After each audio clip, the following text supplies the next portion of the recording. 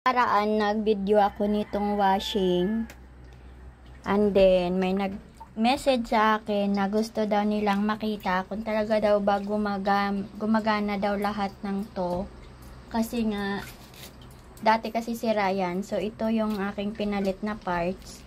Tawag nila dito is water sensor, ang iba naman is pressure switch. So ito yung pinalit ko dito banda. So ngayon nakapaglagay na ako dyan ng sabon, and then magpa-power off na tayo kasi bukas na rin yung tubig doon. So tingnan nyo guys, kasi nag-message sa akin, ito yun siya ma'am.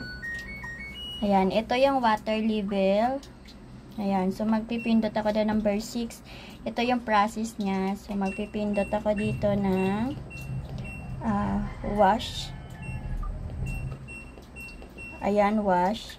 Ito naman yung program kung normal ba or ano. So, lagi kong pinipili dito yung extra clean. So, 1, 2, 3, 4, 5, 6, 7. Ito naman yung start. Ayan.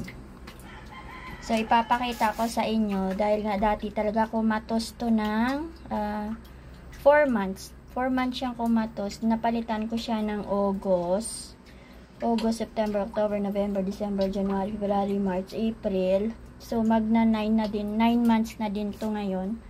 So, ito lang yung pinalitan ko. Kasi muntik na ako masingil dito ng 6,500 kasi ito daw yung sira. Tawag nila dito is panel board or PVC board. And then, sabi nila sira daw yung water pump, sira daw yung motor. So, ang daming sira, pero never nilang sinabi na baka possible ito rin yung sira. So, may nagsabi sa akin, dahil pareho kami ng unit, ito daw yung pinalitan niya, and then gumana daw yung washing niya. So, tingnan natin, kasi nag-ikot na siya. Ayan, nag-ikot na siya. So, nakikita nyo, nagtutubig na siya. Ayan. So, ito yung longest video ko na gagawin, para makikita nyo kung talaga bang gumana. Kasi nga, syempre, may gustong bumili nito kasi ganito, parang pareho lang din daw yung nangyari sa washing machine niya. So, nag-request ako. So, pero syempre, hindi ko siya ma-replyan dun sa message niya ng mahaba. So, gagawa ako ng video para, kumbaga, mapanood niya rin. And then, syempre, yung iba mapanood rin.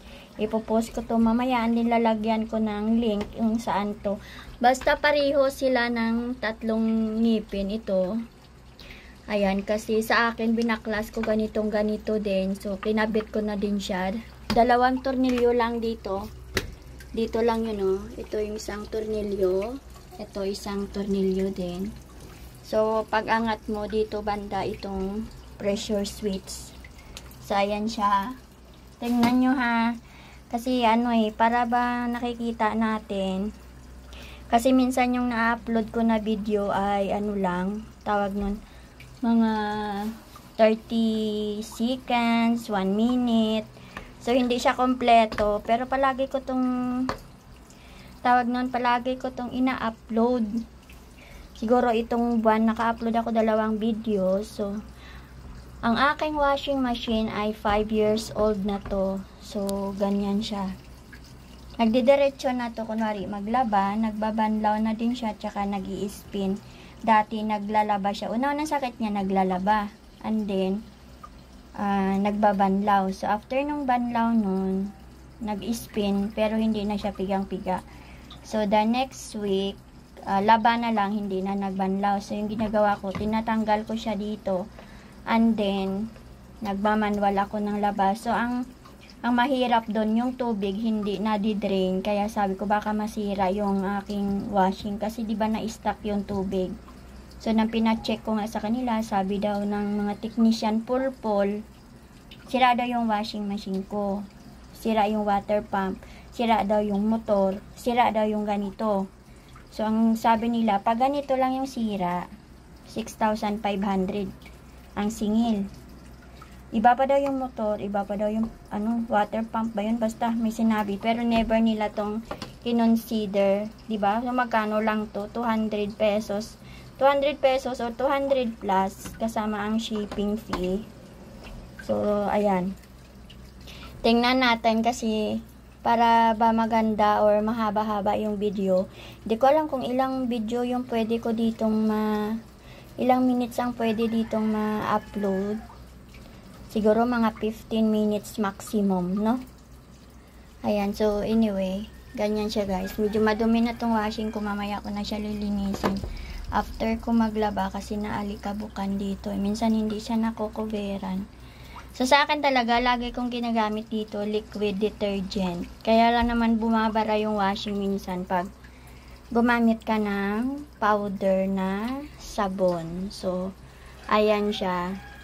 So, medyo mahaba na tong aking video. Nasa 5 minutes, magsi 6 minutes na ng tuloy-tuloy.